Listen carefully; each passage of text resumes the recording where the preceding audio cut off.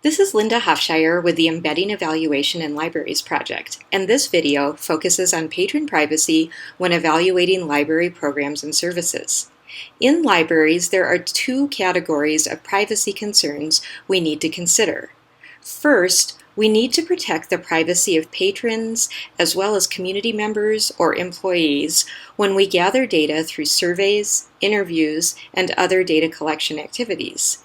And second, we need to protect patron privacy when using cardholder or borrowing data from our Integrated Library System, or ILS.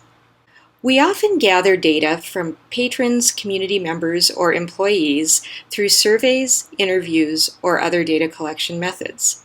In those cases, we have an ethical responsibility to protect those individuals' privacy. We can protect privacy by ensuring that the data we collect are either anonymous or confidential. In order for evaluation data to be anonymous, we can't collect names or other information that could be used to identify participants. In comparison, with confidential data, the researcher can identify the participants, but will take the necessary steps to ensure that participants' identities are not revealed in any report of the findings. When administering surveys, we can assure anonymity by not asking for respondents' names or other identifying information as part of our surveys. We will also want to make sure that our collection methods don't compromise anonymity. For example, if we are administering a survey in person during a program or event, we will need to provide a box for completing surveys so that respondents can place their survey in the box rather than handing it directly to a staff member. Even though we don't know anyone's names, we might inadvertently reveal respondents' identities when we share our findings. This can happen if we report too much data from a particular respondent. For example, if we report a respondent's open-ended comment along with their age, gender, and specific program they attended, a savvy reader may be able to figure out who made that comment. This is a particular concern when data are broken down by race, ethnicity, disability status, and other demographic characteristics. For some survey data, there may only be a few people who fall into those demographic groups, and reporting their responses separately may compromise their anonymity. We also need to think about patron privacy if we are providing an incentive or thank you gift to those who responded to our survey. To ensure the survey data are anonymous, we will need to gather respondents' information separately from their survey responses. For example, if we're using an online survey, we will need to create a link at the end of our survey that will take respondents to a separate web page where they can enter their name and contact information. If we're using a paper survey, we will need to gather their name and contact information on a separate page of the survey that they will tear off and submit separately. Different issues arise when we collect data by interviewing patrons, community members, or employees. First, we will need to protect respondents' privacy by conducting those interviews in a private location where the interview won't be overheard. Second, the data we obtain won't be anonymous because we will know the identity of the person we interviewed.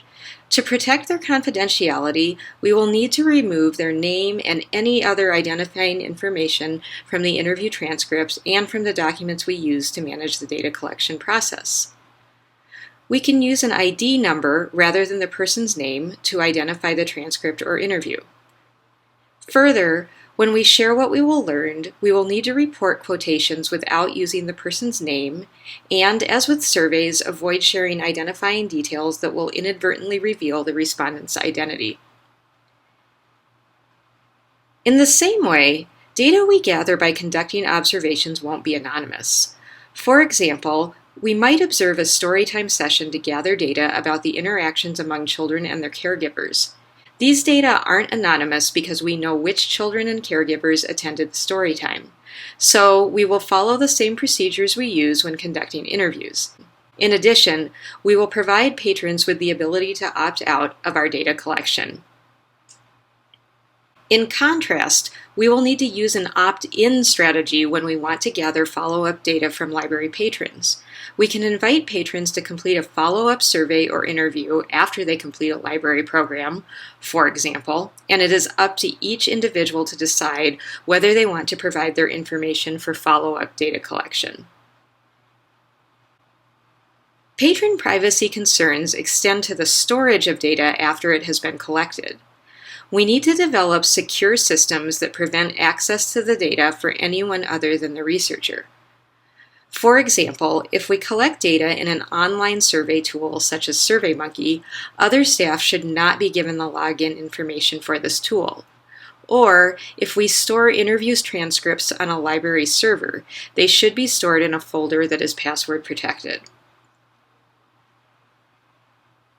The second category of privacy concerns we need to consider focus on protecting patron privacy when using cardholder or borrowing data from our ILS.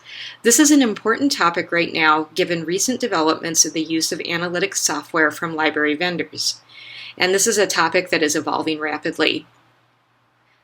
The most important thing, if your library wants to use analytics as part of your evaluation studies, is to understand and comply with all of the state and local laws and policies that regulate the privacy of your patron records.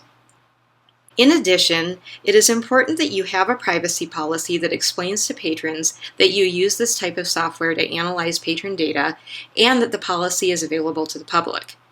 It is also best to have a mechanism in place for patrons to opt out if they don't want their data used in this way, and to understand your responsibilities and the vendor's responsibilities in the event of a data breach.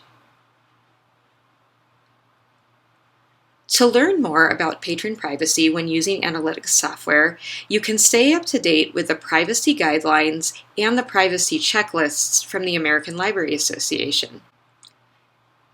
You can also follow the LDH Consulting newsletter. And for more information about embedding evaluation in your library, visit our website at libraryeval.org.